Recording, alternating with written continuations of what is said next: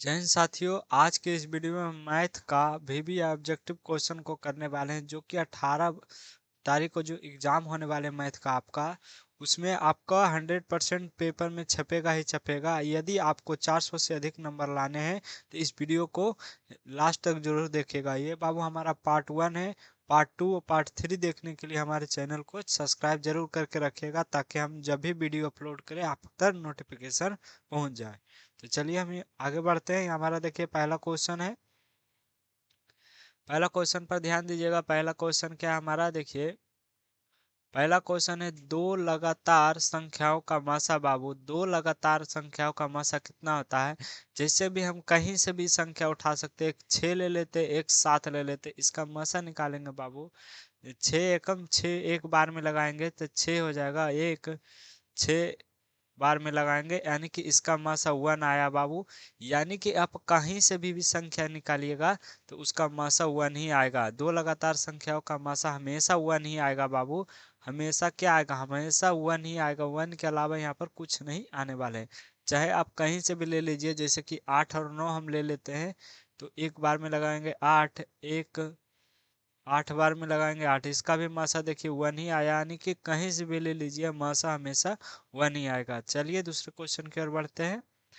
दूसरा क्वेश्चन देखिए हमारा बहुत ही मोस्ट इम्पोर्टेंट ऑब्जेक्टिव क्वेश्चन है। निम्नलिखित में कौन सा परिमेय संख्या है, परिमेय और अपरिमेय पहचानने का सबसे बेस्ट तरीका है। जिसका वर्गमूल निकल जाए वो परिमेय, जिसका वर्गमूल नहीं निकलेगा वो अपरिमेय। इसका देखिए वर्गमूल नहीं निकलेगा, वर्गमूल यहाँ पर वर्गमूल वर्गमूल नहीं निकलेगा। क्या निकलेगा, वर्गमूल नहीं निकलेगा तो ये हमारा अपरिमेय हो गया। अपरिमेय, अपरिमेय क्या हो गया हमारा, अपरिमेय। उसी प्रकार से इसका भी नहीं निकलेगा तो ये भी अपरिमेय हो गया, अपरिमेय संख्या हो गया। लेकिन यहाँ पर देखिए 4 का वर्गमूल निकल जाता है यानी कि 2 गुना 2 यानी कि 4। 4 एक परिमेय संख्या, 4 एक क्या है, परिमेय संख्या है। परिमेय संख्या 4 एक क्या है, परिमेय संख्या, इसलिए ऑप्शन सी इसका बिल्कुल करेक्ट आंसर हो जाएगा। तो आगे बढ़ेंगे। तीसरा नंबर क्वेश्चन देखिए, बहुपद एक्स स्क्वायर है बाबू, ये एक्स स्क्वायर है माइनस 11 के शून्यक है। यानी कि एक्स स्क्वायर माइनस 11 का शून्यक निकालना है बाबू। तो एक्स स्क्वायर रहने देंगे, ये इधर माइनस है तो उधर चला जाएगा प्लस, स्क्वायर हटेगा बाबू, रूट चढ़ जाएगा। तो 11 यहाँ पर दो मान होता है, एक प्लस में एक माइनस में, एक प्लस में एक माइनस में, यानी कि रूट 11 एक होगा और एक माइनस रूट 11 होगा। तो एक प्लस रूट 11 एक माइनस रूट 11 ऑप्शन डी में दिख रहा है।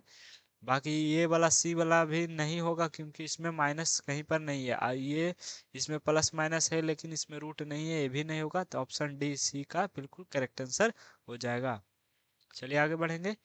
चौथा नंबर क्वेश्चन देखिए, एक घात वाले बहुपद कहलाते, एक घात वाले बहुपद को बाबू रैखिक बहुपद कहते, दो घात वाले बहुपद को द्विघात बहुपद करते, त्रिघात वाले बहुपद को त्रिघात बहुपद कहते हैं। एक घात रहेगा तो रैखिक बहुपद, दो घात रहेगा द्विघात बहुपद, तीन घात रहेगा यानी कि इस प्रकार से पावर, यानी कि x के पावर 2 है तो ये द्विघात बहुपद, x के पावर 1 है यानी कि एक ही है। तो यहाँ पर क्या हो जाएगा, रैखिक बहुपद x के पावर 3 है तो यह हो गया हमारा, क्या हो गया, हमारा त्रिघात बहुपद। चलिए आगे बढ़ेंगे। 5वां नंबर क्वेश्चन देखिए, रैखिक समीकरण युग्म 2x माइनस 3y बराबर 8 हो तो 4x माइनस 6y बराबर 9 हो तो रैखिक या संगत या असंगत है। तो हम क्या करेंगे बाबू, इधर से पहला लेंगे, इधर से भी पहला लेंगे और उसको भाग कर देंगे, बराबर लिखेंगे, -3 लिखेंगे, इधर से भी दूसरा लेंगे -3 और यहाँ पर लिखेंगे 8/9। यहाँ बाबू काटेंगे, एक एक कम एक, एक दूनी दो, माइनस से माइनस कटे जगह, एक एक कम एक, एक दूनी दो। यह हमारा a1/a2 वाला फॉर्मूला, क्योंकि ऑब्जेक्टिव है तो उतना डिटेल बनाने की आवश्यकता नहीं है। Not equal to 8/9। तो यहाँ क्या है, इसका कोई हल नहीं, क्या बाबू, कोई, यहाँ पर हो जाएगा कोई हल, हल नहीं, कोई हल यहाँ पर नहीं होगा, कोई हल नहीं होगा। क्या होता है इसका, इसका जो चित्र आलेख होता है बाबू वो समांतर होता है। क्या होता है, समांतर होता है। और ये असंगत भी इसी को कहते हैं, असंगत, असंगत, असंगत। तो ऑप्शन बी बिल्कुल करेक्ट आंसर हो जाएगा। यहाँ कौन सा आया, a1/a2 और बराबर b1/b2, लेकिन नॉट इक्वल टू c1/c2, ये वाला कॉन्सेप्ट यहाँ पर आया है। तो ये वाला जब भी आ जाए तो कोई हल नहीं हो जाएगा, इसलिए इसको असंगत कर देंगे। छठा नंबर क्वेश्चन देखिए, दो रैखिक समीकरणों का लेखा चित्र यानी कि ग्राफ हो बाबू, ग्राफ लेखा चित्र यदि समांतर रेखाएं, अभी हम पीछे बताएं समांतर रेखा हो जाएगा तो हलों की संख्या पर शून्य हो जाएगा यानी कि कोई हल नहीं होगा।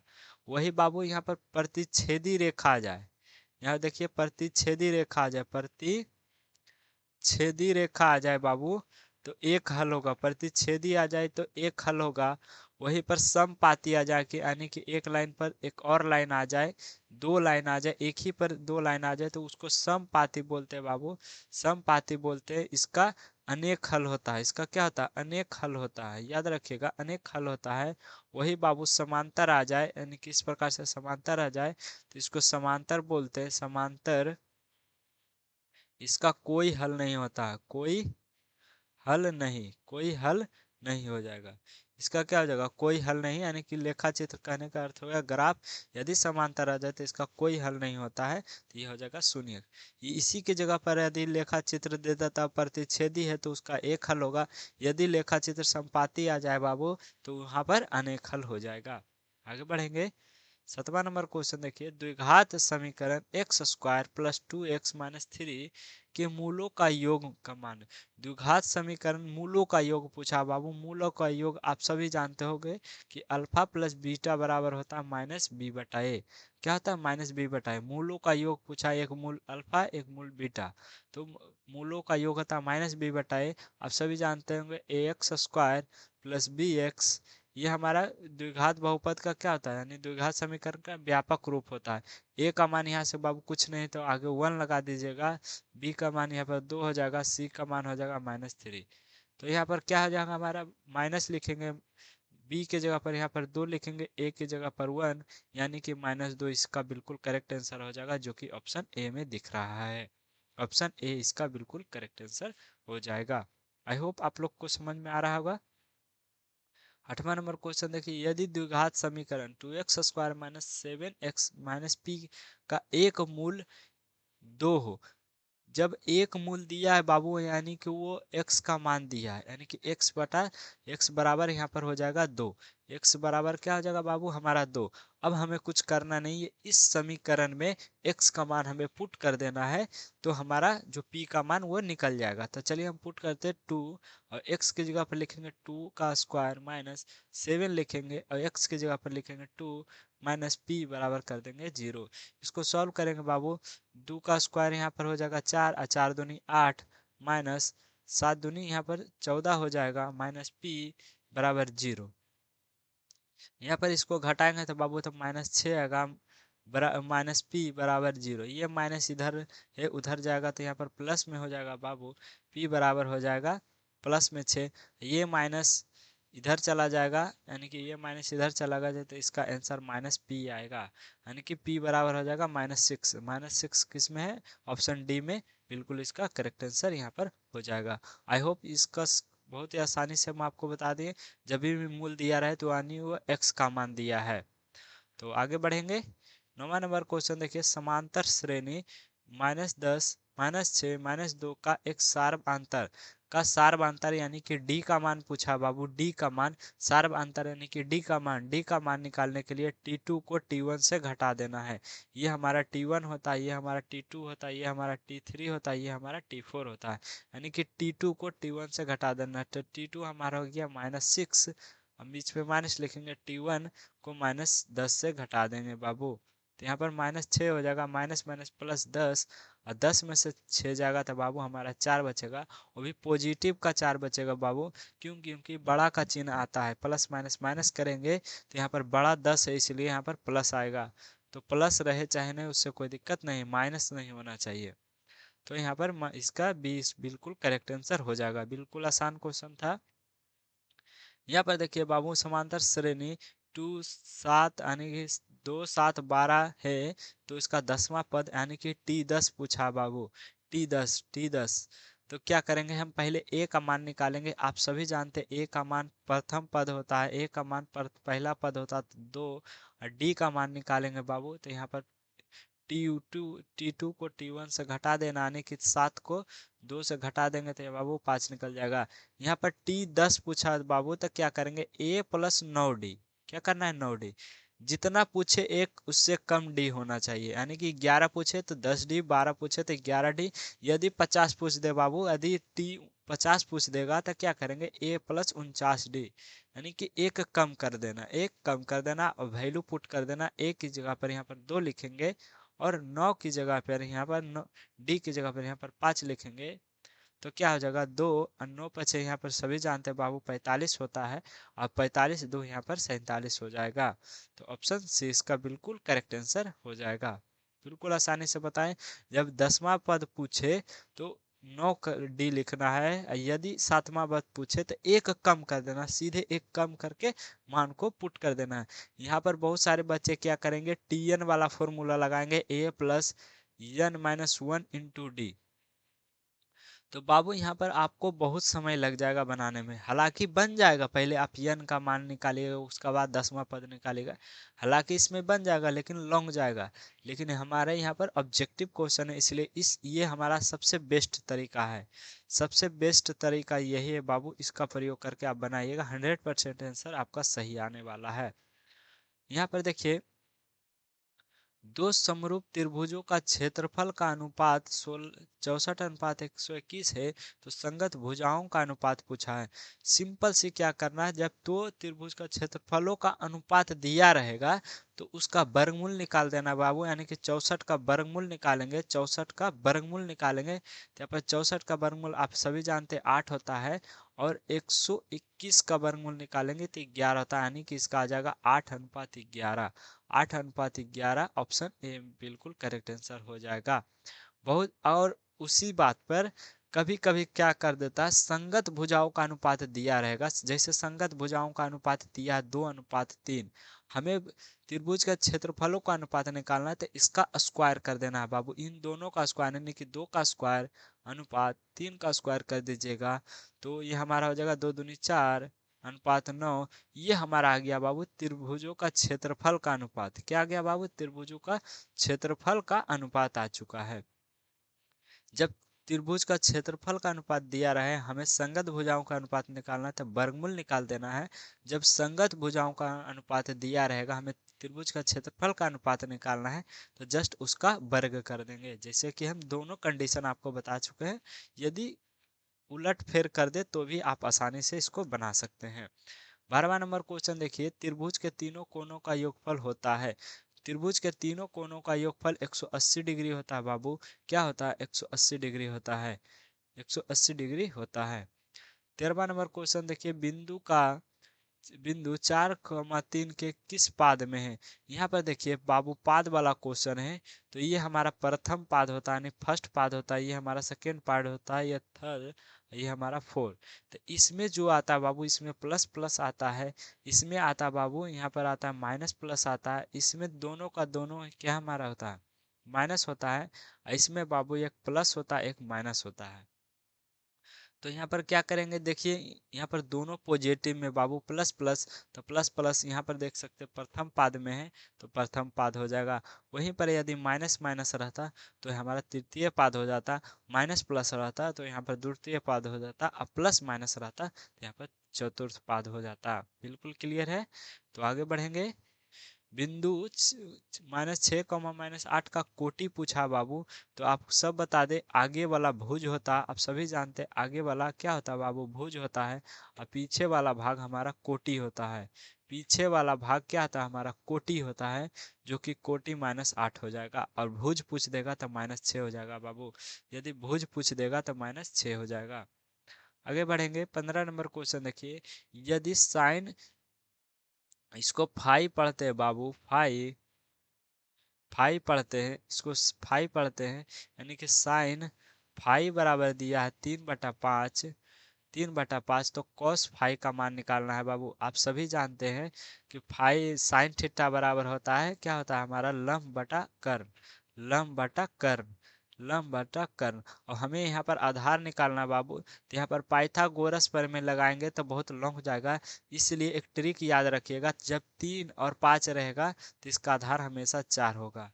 क्या होगा इसका, हमेशा याद याद रखिएगा, कर्ण बड़ा रहेगा, बाकी यदि यहाँ पर आधार लंब भी 4 दिया रहेगा, यदि मान लीजिए कि लंब 4 देता तो हम यहाँ पर आधार निकालने का रहता तो आधार 3 ही होता, क्योंकि कर्ण हमेशा बड़ा, देखिएगा कर्ण जहाँ पर बड़ा हो गया तो 3 4 5 ट्रिप्लेट फ्लो में याद रखिएगा 3 और 4, तो यहाँ पर कर्ण हमेशा 5 ही आएगा। तो यहाँ पर आधार निकल चुका है बाबू, आधार बटा कर्ण होता है, कॉस फाई बराबर क्या होता है, आधार बटा कर्ण होता है, तो आधार 4 हो गया, कर्ण हमारा 5 हो गया, तो 4/5 बिल्कुल बिल्कुल इसका करेक्ट आंसर हो जाएगा। ट्रिप्लेट फ्लोम हम एक वीडियो में आपको बताए थे, जब हम डिटेल वीडियो पढ़ाए थे तो वहाँ पर ट्रिप्लेट फ्लोम 10 दिए थे, उसी 10 में से आपका घूमता रहता है, तो 10 का 10 हो जाके याद कर लीजिएगा। Sine square alpha plus cos square, यहाँ फाई, सॉरी फाई बाबू, साइन स्क्वायर फाई या तो साइन स्क्वायर थीटा दे दे, sine square theta plus cos square theta, theta का वैल्यू 1 होता है बाबू, ऑप्शन ए इसका बिल्कुल करेक्ट आंसर हो जाएगा। फाई से मतलब हमें नहीं, यहाँ पर फाई दे दे, ए दे दे, सी दे दे, डी दे दे, उससे कोई मतलब नहीं, sine square plus cos square का वैल्यू 1 होता है। देखिए कौशिक 45 डिग्री का मान पूछा बाबू, कौशिक 45 डिग्री, तो हम पहले साइन 45 डिग्री का मान निकाल लेंगे, जो कि होता 1/√2, और चूंकि साइन का उल्टा कौशिक होता है तो इसको उलट देंगे तो √2/1 हो जाएगा, यानी कि √2। ऑप्शन सी बिल्कुल इसका करेक्ट आंसर हो जाएगा। आगे बढ़ेंगे, साइन बदलेगा बाबू कॉस में, साइन बदलेगा किस में बाबू, कॉस अल्फा में, किस में बदलेगा, कॉस अल्फा में। ये बिल्कुल आसान क्वेश्चन था। 19 नंबर क्वेश्चन देखिए, tan स्क्वायर 60 डिग्री का मान पूछा है, tan स्क्वायर 60 डिग्री का मान आप सभी जानते हैं कि tan 60 का मान होता है बाबू √3 होता है, इसका स्क्वायर करेंगे तो स्क्वायर से रूट कट जाएगा, तो बाबू यहाँ पर बचेगा 3, 3 बचेगा, तो 3 किस में है, ऑप्शन बी में है, 3 किस में है, ऑप्शन बी में। आगे बढ़ेंगे, देखिए सेक स्क्वायर 60 डिग्री का मान पूछा है, यहाँ पर ऑप्शन छूट गया बाबू, तो कोई दिक्कत नहीं, ऑप्शन बी सी डी दिया है। तो सेक स्क्वायर 60 डिग्री -1 का मान निकालना है, तो आप सभी जानते हैं कि कॉस, पहले देखिए कॉस निकाल लीजिए, कॉस 60 डिग्री का वैल्यू कितना होता है, 1/2। अब हम इसका सेक का निकालेंगे, सेक 60 डिग्री का तो हमारा हो जाएगा 2, तो यहाँ पर क्या हो जाएगा, 2 का स्क्वायर -1, इसको सॉल्व करेंगे, 4 -1, तो यहाँ पर 3 हो जाएगा, जो कि ऑप्शन बी में यहाँ पर दिख रहा है। आगे बढ़ेंगे, 21 नंबर क्वेश्चन देखिए, वृत्त का क्षेत्रफल, वृत्त का क्षेत्रफल का सूत्र पूछा है बाबू, वृत्त का क्षेत्रफल होता है pi R square, pi R square option C में दिख रहा है, पाई आर स्क्वायर। वृत्त की परिधि यदि पूछ दे तो 2 पाई आर, 2 पाई आर, ये हमारा परिधि का हो गया, परिधि का, ये हमारा क्या हो गया, परिधि का। चलिए आगे बढ़ेंगे, 22 नंबर क्वेश्चन देखिए, गोला का आयतन का सूत्र, गोला का आयतन का सूत्र होता है 4/3 पाई आर क्यू, जो कि ऑप्शन ए में दिख रहा है। फॉर्मूला से अभी क्वेश्चन डायरेक्ट पूछता था, इसलिए फॉर्मूला को अच्छी तरीके से याद कर लीजिएगा। चलिए आगे बढ़ते हैं, यहाँ पर 23 नंबर क्वेश्चन देखिए, बहुलक, जो सबसे ज्यादा बार आएगा बाबू वही बहुलक होगा, तो देख लीजिए 1 2 3, 2 हमारा 3 बार आया है, 3 बार, जो सबसे ज्यादा बार आएगा, यहाँ पर 2 जो हमारा आया है वो 3 बार आया है, इसीलिए यही हमारा बहुलक हो जाएगा। आगे बढ़ेंगे, 24 नंबर देखिए क्वेश्चन, एक सिक्का को उछालने पर एक चित आने की प्रायिकता, एक सिक्का को जब उछालेंगे बाबू तो या तो हेड आएगा या तो टेल आएगा, या तो हेड आएगा या तो टेल आएगा। चित कहने का अर्थ हो गया बाबू टेल, चित यानी कहने का अर्थ हुआ यहाँ पूरा संभावना है 2 का, चित आने का, आने के 1/2, 1/2, ऑप्शन ए बिल्कुल इसका करेक्ट हो जाएगा। 25 और लास्ट क्वेश्चन देखिए, किसी घटना का प्रायिकता नहीं होती है बाबू, हम बता दें कि घटना का एक से ज्यादा भी नहीं होगा, एक से ज्यादा भी नहीं होगा बाबू, और एक से कम भी नहीं होगा, कम भी नहीं होगा, एक से ना तो ज्यादा होगा ना तो कम होगा, तो यहाँ पर देखिए ये कम हो रहा है, एक से कम हो रहा है क्योंकि -1 आ गया, एक से या तो एक से कम होगा, ना ही एक से कम होगा, ना ही एक से ज्यादा होगा, इतना जान लीजिए। तो इसी के साथ हम वीडियो को ख़त्म करते हैं। यहाँ पर जितने भी हमारे मोस्ट इम्पोर्टेंट ऑब्जेक्टिव क्वेश्चन थे, सारे के सारे यहाँ पर हम आपको करवा चुके हैं। तो नेक्स्ट पार्ट देखने के लिए, पार्ट 2 देखने के लिए बाबू, पार्ट 2 देखने के लिए चैनल को सब्सक्राइब कर लेंगे, क्या कर लेंगे बाबू, सब्सक्राइब कर लेंगे, और वीडियो को शेयर जरूर यहाँ पर कर दीजिएगा बाबू। चलिए मिलते हैं नेक्स्ट वीडियो में, जब तक के लिए जय हिंद जय भारत।